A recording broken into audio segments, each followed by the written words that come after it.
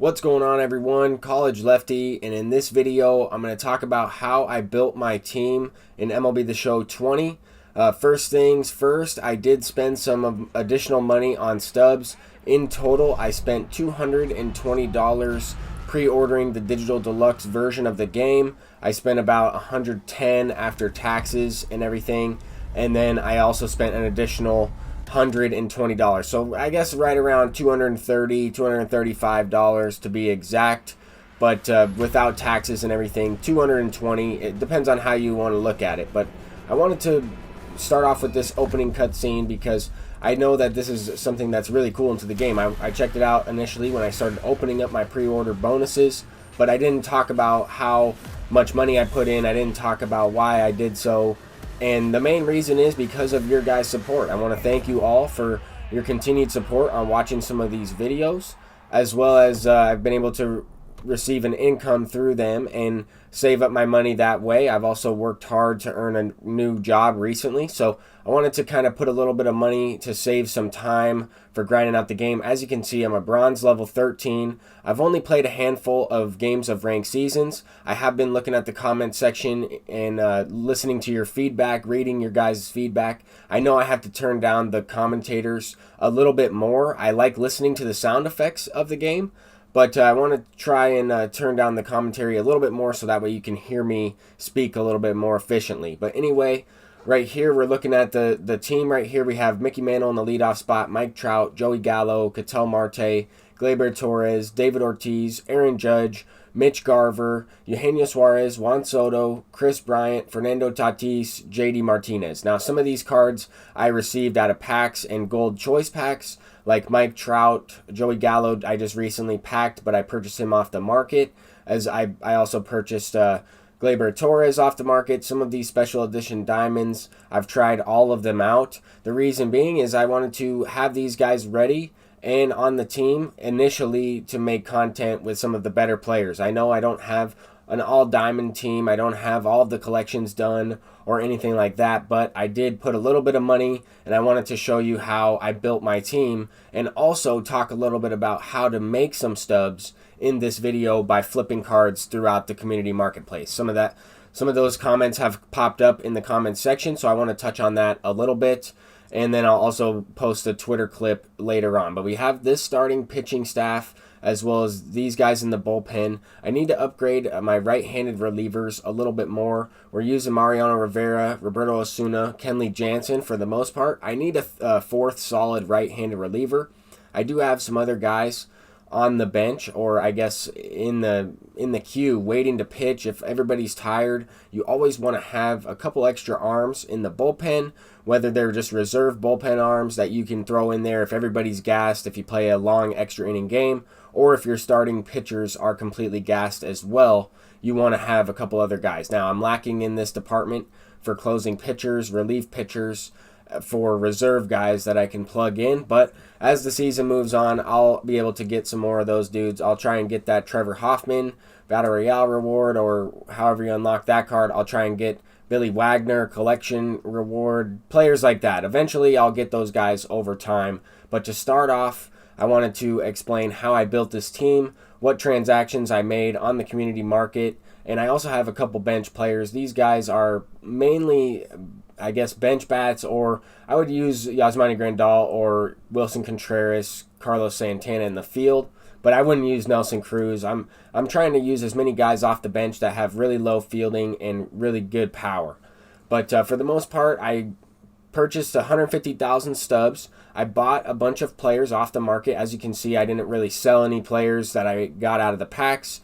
I pulled Mike Trout. I wasn't going to sell him. I built my team up with some of the gold cards that I got out of the packs, as well as a few transactions I wanted to make off of the market. We're going to go in and talk about each and all of these. I'll try and hide my face cam and put it in a way where you can see all of these transactions, the time and everything that it took place.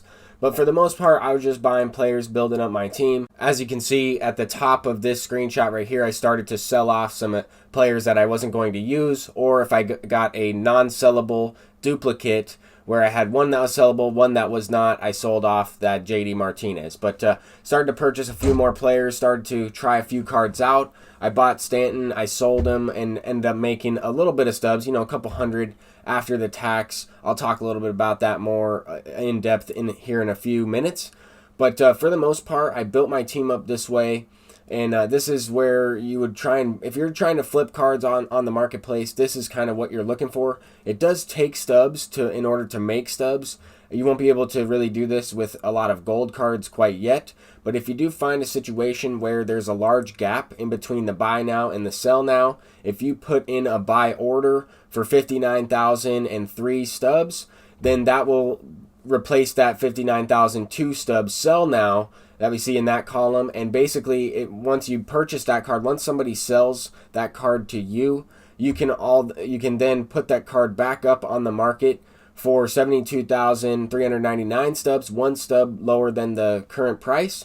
And as you can see there, the 10% tax, seller will receive 65,000. So if you make this transaction work and you purchase that card for 59,003 stubs and sell it for 72,399, you will make a 6,000 stub profit. And that's kind of what you're looking for. This one is a little bit of a lower gap. You won't necessarily see those large gaps consistently, and they usually tend to shrink rather quickly. People see that and they jump on it. They start making their bids and try to make their stubs that way. But Anthony Rendon is another situation where you could potentially make 1,000, 2,000 stubs after taxes. Once you do the math, it will let you know as well. It does give you a good option. And then taking a look at Francisco Lindor, 52,500 sell.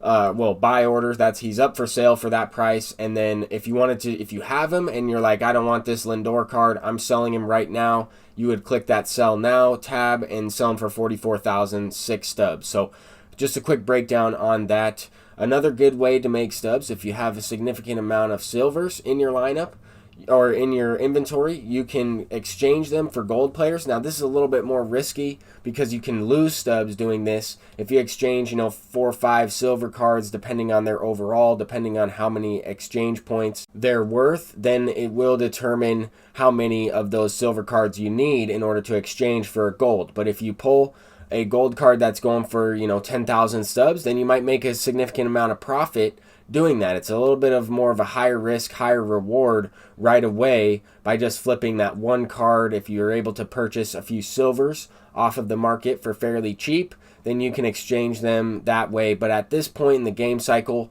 generally the silvers are overpriced because a lot of people are looking to buy those cards and use them, as well as use them for collections and lock those cards in. So that's something to keep in mind as well. But as you can see, I have 22,000 stubs remaining. I purchased a 10-pack bundle for 15,000 stubs, and I end up pulling Joey Gallo. I put that in the last video.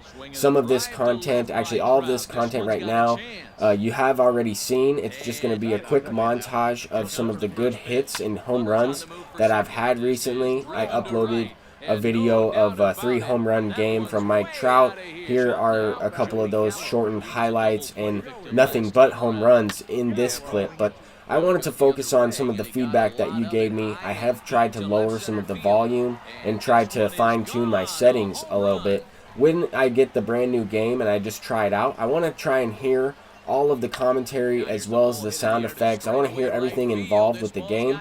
The only thing I have to do is mute the music, which I've done. But then I have to go back and take a look at, are the viewers able to hear what I'm saying? Is everybody able to understand and determine, what the announcer is saying as well as what I'm saying? So I have to find that kind of happy medium with the volume. So I do apologize if you have been struggling with that or have had a difficult time hearing what I'm saying, but I'm going to try and fix that here in the future. Anyway, we did end up, playing a few good games of ranked seasons so far. I would encourage you to still check out the gameplay from some of those games, even if the commentary is a little loud.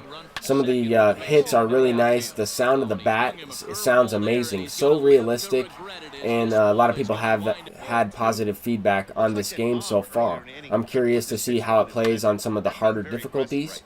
I also think, I just recently uploaded a video with using Shohei Ohtani. Here he hit a home run.